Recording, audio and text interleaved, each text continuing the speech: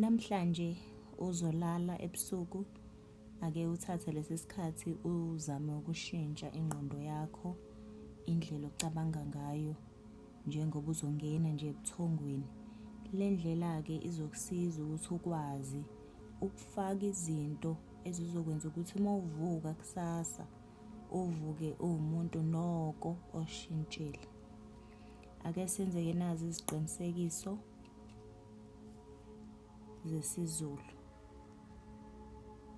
Ngihlala ngokuvumelana nakho konke nabo bonke abakulo mhlaba nezulu, futhi ngiyabonga ngalokhu.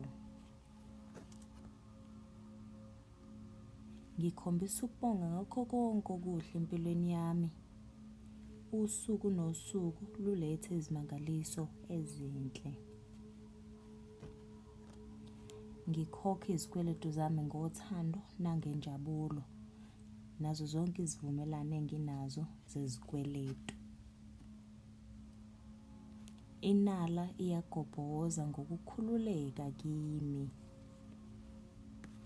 Ngifanelwe okungcono futhi ngiyakuvumela ukungcono manje.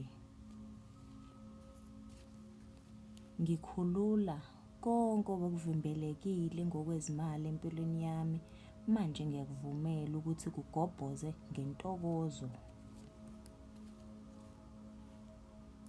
Ingeniso yami iyakhuphuka, kanti nokuphumelela kukhona njalo nje kule ndawo engiphenduka kuyo noma engikuyo.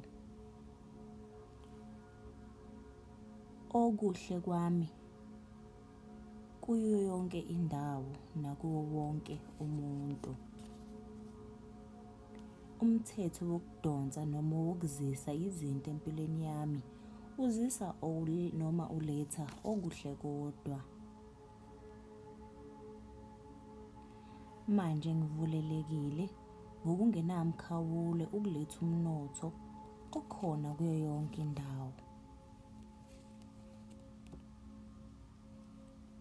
Lapho ngisebenza khona ngiyanconywa kakhulu futhi ngiholela ngangezincomo zami.